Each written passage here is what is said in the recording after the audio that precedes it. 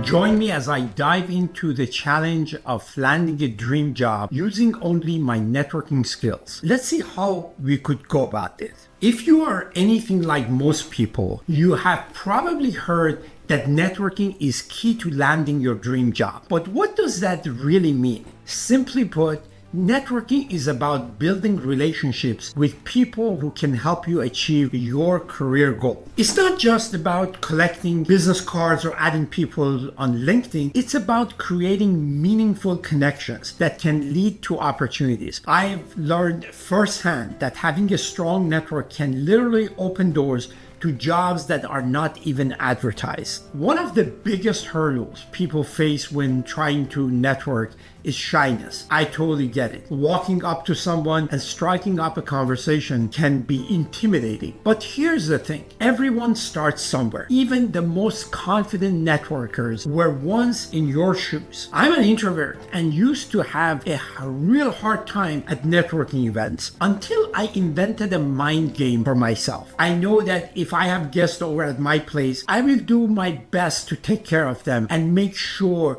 they have a great time. So I started to imagine that I was the event organizer and responsible for making sure everyone had a great time. That little switch in my mindset made it easy for me to initiate conversations and check how someone is doing at the event. From there on, I was on a roll. Another challenge is feeling like you don't have any connections to begin with. Maybe you are new to an industry or just moved to a new city. That's okay. The truth is everyone starts with zero connections. To overcome these challenges, let's talk about some actionable strategies. When approaching people, start with a genuine compliment or a question related to their work. This breaks the ice and shows you have taken an interest in them. Building relationships takes time, so focus on a few key connections rather than trying to meet as many people as possible. And don't underestimate the power of social platforms like LinkedIn. A personalized message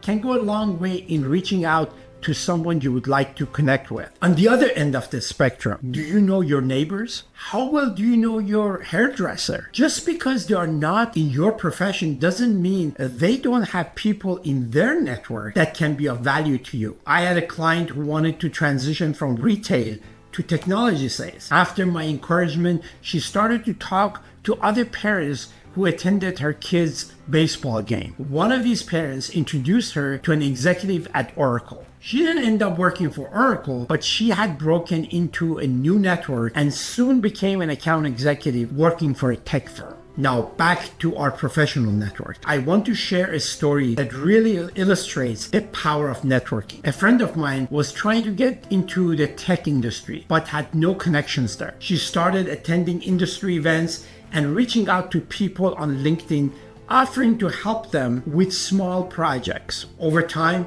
she built a network of people who knew her and trusted her skills. Eventually, one of those connections led to her dream job offer. It wasn't easy and it didn't happen overnight, but it shows that with persistence and a strategic approach, you can achieve your goals. Dr. Ivan Meisner, the founder of BNI or Business Network International, developed a powerful philosophy called Giver's Gain, emphasizing that by giving to others first, you will ultimately receive it in return. So what can you give? That depends on your individual situation. So you need to sit down and make your own inventory and make sure to think out of the box, because what you can give to others may prove to be effortless and at no cost to you. Another tip I want to share is to start by asking small, and sometimes the smallest thing you can ask is advice. The power of this strategy is twofold. Asking for advice compliments the other person. Most people love to give advice, enjoy the experience, and in the process they form a warmer feeling about you. And of course, the advice you get could be incredibly valuable. So to recap, the key networking tips we've discussed are to be genuine in your approach, focus on building a few strong relationships, and leverage social networks to expand your reach. These strategies can transform your job search efforts from frustration and fruitless to engaging and successful.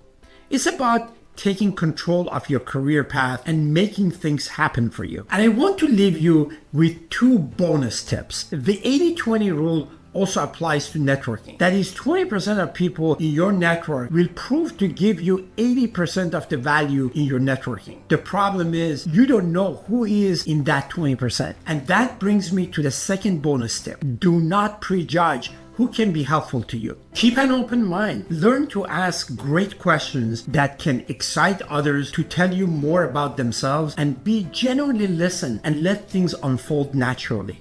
And since you've been patiently listening this far, I'm going to share yet another tip. It is always good to think about a goal for your networking meeting, but I want you to also have a backup goal if your original goal didn't materialize. And my suggested backup goal is to always end by A, asking how you can be of help to them, and B, asking if they have a suggestion about one or two other folks that they respect and think you should meet. You do that and your network will start to grow exponentially. If you've had any experience with networking, whether they were successes or failures, I would love to hear about them in the comments below. And if you're looking for more career tips and advice, be sure to check out our other videos. Thanks for watching, and I'll see you in the next one.